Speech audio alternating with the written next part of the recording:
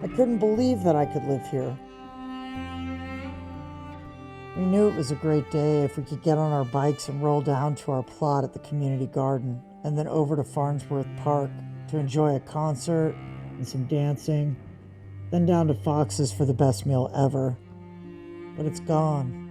For me, To like think of my America trauma without the response is clearly, sunshine, the pets gone, clearly the whole town. making a movie.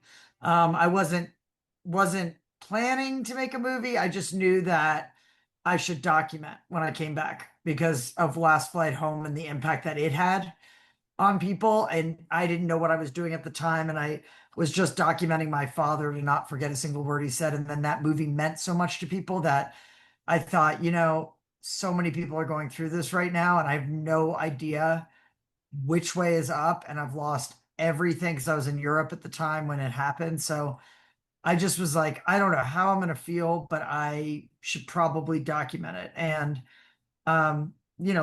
luckily, friends kind of crawled out of the woodwork saying, like, hey, I want to help you. Like Maggie Contreras, the producer, she, was a casual friend, but immediately right after the fire, she contacted me. I was still in Rome, and she said, anything you need, I'm going to produce. I want to produce your life, your recovery, which is so kind, And so she was already kind of locked into helping with FEMA and, helping with different aspects of the recovery and signing us up for the Red Cross and whatever. But so obviously, I was like, well, I'm going to go back to the property on the 20th of January.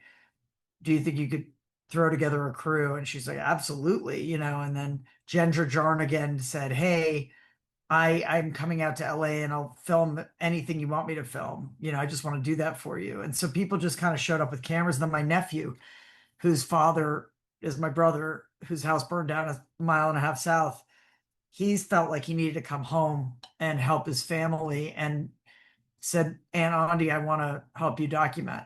And so that was really the crucial thing because if Eli hadn't jumped in, I wouldn't have the continuity in the narrative that I have because I had to leave, go back to Budapest, which is where I was. I flew from Rome to Budapest as the fire was happening and was standing in this building in Budapest, scouting a movie location for a multi-location, multi-use location in a old theater in Budapest to shoot both. There were so many rooms in this place at all these different levels. And I found, the key to shooting scripted stuff is if you can shoot a lot in one location. So I have found like interior for the concentration camp and all of the interiors for the ghetto and all of the interiors for the Nazi Christmas party and all this stuff that I needed in this one place. But we were like checking watch duty all day and it wasn't updating. And then we got home and like home. We went to the hotel where we were just spending one single night and we walked in and I texted my neighbor Randy, who you've seen in the movie now. And I just said, hey, what do you have any news? Because I kept seeing the fire on Cheney Trail. And Morgan and I were just so sick to our stomachs through that whole day. So yeah, returning there in April to shoot these scenes was terrifying. I was like so scared I was gonna have like PTSD. But it was actually quite the opposite. Like having a crew and cast there and shooting something and making something, creating something, new in a place which represented like me losing everything from the past. Um, it helped, it helped. And Eli helped a lot. He really like helped. I had met Heavenly Hughes by then. I had decided that this was the story I wanted to pursue, was really the silver lining of all this is the community, is all of us coming together and trying to protect each other now that, so many black and brown families are being pushed out, are being squeezed in their land, feeling like they have to sell their land, being foreclosed on. So it's people like Heavenly Hughes who are bringing the community together that I really wanted to focus on. So then, yeah, so that's kind of how the movie happened. And I didn't know if it'd be a feature or short. I thought a short would be stronger because this whole subject is really hard for people, for all of us. And I felt like even as a fire victim myself and as you are as well, Like it's kind of easier to think, okay, I'm gonna spend the next 35, 40 minutes in this world and that's it. You know? And then I'll survive it. So but the other reason was that it's urgent what's happening with our town right now. It's absolutely urgent. And the film is already helping a lot. So that's the point of it, you know? So I just kind of pushed myself to face it and sat down in July and whipped it up and sent it to Telluride, and they invited it overnight, and very late. So then we were like, oh my gosh, we have to finish the film. And so that's what we've been doing. So yes, to answer your question about the rebuild, I have done nothing. This is my boys' room who grew up here. The thing that I'm saddest about is losing my son's cards to me. He would draw the highlights of our life together every year. They were beautiful. Today I ordered a pair of scissors. Like I have these kitchen scissors, but I was like, I really just want, like, I just want the scissors that I had. And I went on Amazon. I was like, I cannot find the scissors that I had. But yeah, there's almost not a day that goes by that you don't remember something else that you lost. You know, like I saw Daniel Rohr, you know, the director of Navalny at Telluride. As soon as I saw him, I remembered that he did this sketch of us that was sit next to my editing system, and I loved it. And I forgot, of course, amid the millions of things that were lost, like there, that was lost too. I was like, Daniel, got to make me a new one of those. And he's like, no problem. So, but yeah, every day there's something. And I think the movie has helped me to, you know, put my thoughts forward into and present tense. Like, what can I do now? Like people are saying how can they help? Like, how can I help? You know, how can I help? Because my neighbor Randy is not in the same position that I am. And, you know, and you saw the position that Renelle was in, which horrified me, you know, when she told me that. And since then we've been able to help with that. And yeah, and just having Heavenly and Demetrius at Telluride, like things are already moving forward. You know, there's great big talks with huge big companies that can help us. And so that's the idea, is to really get it out there as fast as possible. So it's opening this weekend. I'm wondering what that is. Oh my God, that's Dad's robe. Oh man, it made it. That's unbelievable. He raised us in that robe. He wore it all the time when we were growing up. No, it was like two films. It did not cut. I mean, it was always what I wanted to do. But as soon as I did the first pass, it was like, oh, no, this is two different films. This is like, you know, white filmmaker who lives in the middle of Altadena for many, many years, you know, like raised my son there. He's 21 now. So I'm old school Altadena for sure. But you know, and I love the diversity, you know, I never thought anything of it till Heavenly says this to me in the film. And you know, I say to her, how come no fire trucks came? How come no evacuation orders? And she says, you moved into a black neighborhood. Never crossed my mind that I would ever. I pay my taxes, you know. I thought people would show up. I live on the same street with two former firefighters and a fire chief. I was like, well, I'm definitely in a safe area. You know, I was horrified to hear that my neighbor north of me was carried out at 4:30 in the morning and lost all her pets, you know, and a woman and white woman who's lived there for her entire life. So, you know, the neighborhood is very diverse and very supportive and very loving. And everyone, one thing that I realized when the walls came down is that everyone shares a love of Altadena. Everyone's intentionally living there and thinks it's paradise, right? Before this happened. And I don't mean, you can't really say paradise after paradise, but you know what I mean? It was peacocks roaming and bears in the streets. And, you know, COVID happened and we all felt like we were in the best neighborhood to survive COVID because we could just walk around still, you know, it just felt like we had so much space and freedom there. And then this happened. And so yeah, it was really important to me to not just tell my story. This was not about me, but I am also like many people, like you, like people in the Palisades, like people who just are regular people who lost everything that night that they ever treasured and are coping with immeasurable grief and loss. And I have access to myself and my family and my brother. my brother being a mile and a half south, like, and still his house burning down, or my producer Loheimer, who, you know, is my producer on two different features. She lived across all the way by near Lincoln, which would became that dividing line where the fire stopped. She was just right on that street east of that and lost her home that night with an 11-week-old baby and ran for her life. Like, for me, the intimate story of that I was able to tell with my family and with my own access to my own iPhone and iCloud of photos, um, allowed me to sort of share to start small, start where you know best, right? Like, as they say, when you're a storyteller, they say start with what you know best. Start there and then go like this. And so the structure of the film is really this widening out from the epicenter of my own personal tragedy. And the silver lining is really finding the love of my neighbors and finding the community and finding a way that I can plug into that. And that, and I think that's been the case for my brother. It sounds like it's been the case for you. It's definitely been the case for my nephew and for everybody involved in the film.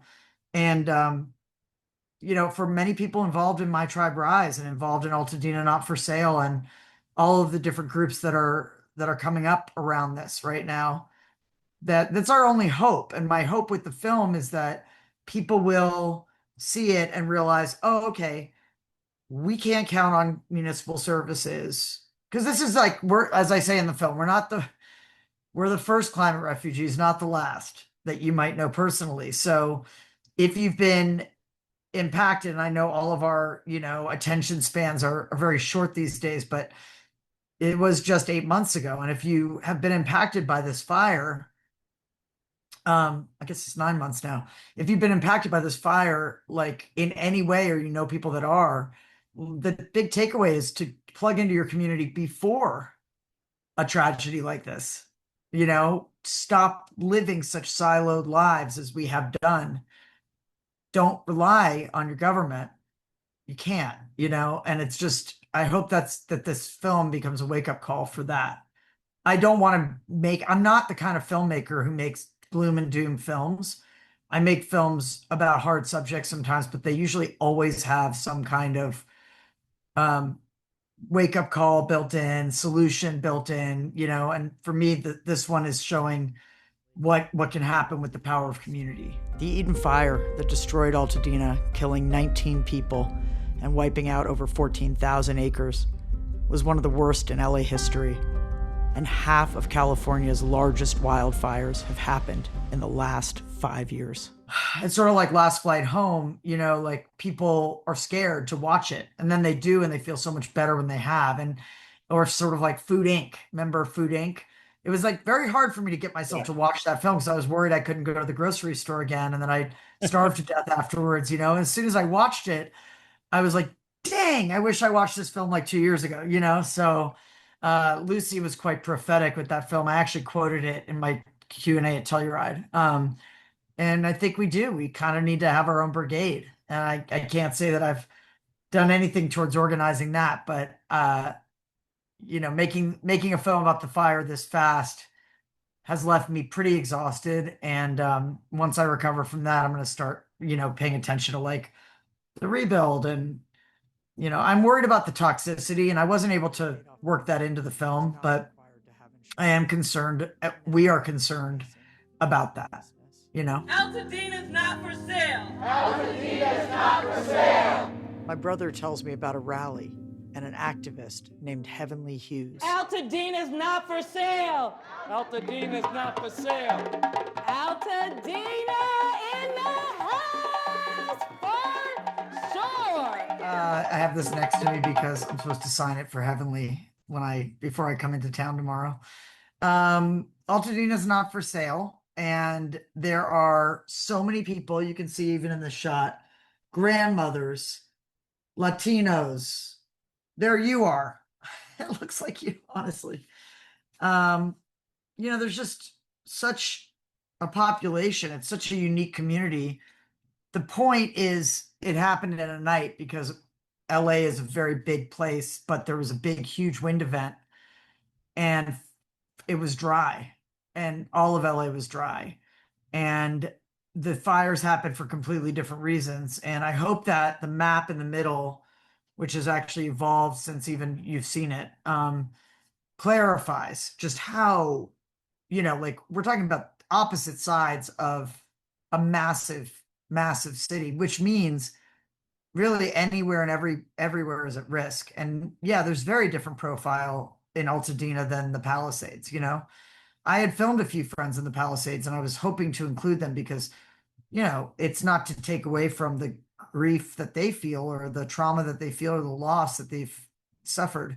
And not everybody there is wealthy. There's people there that were just living there that are renters, but even if you did have money, it's like, who cares? Like, you've lost your home, it's like, it's a thing. But the thing is, so many places that are beautiful have already flushed out people that can't afford to live there, really.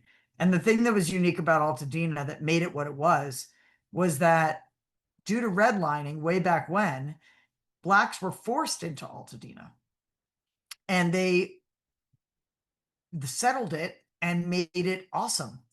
And West Altadena, I think the highest percentage of Blacks per capita of like almost any city in the entire country. Not that it's a city, but county. What is it? I don't even know what it is. Is it a city? Unincorporated community? Unincorporated. Yes, right.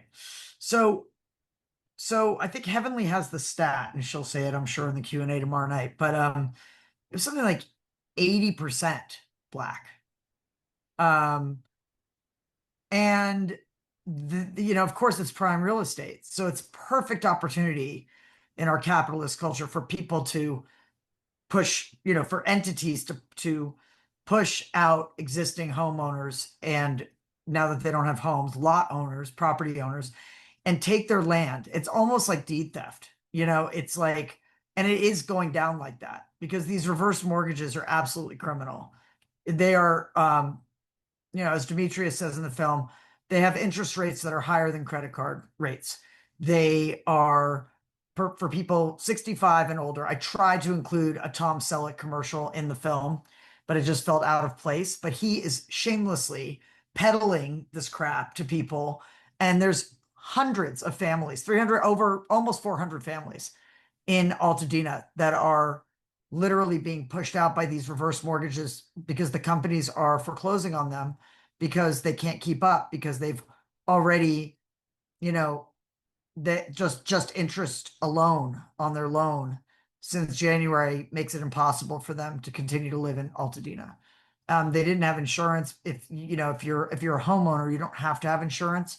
And a lot of families were living on really nice, beautiful plots of land, and they were okay. They lived there and they passed it on from generation to generation. So it's a lot of multi-generational homes and families that have lost everything in this fire.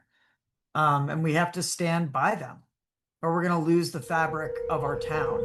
And so that's what I hope the film will show. Never knew you from around, then all the walls came down. Didn't know your face in the crowd, but then all the walls came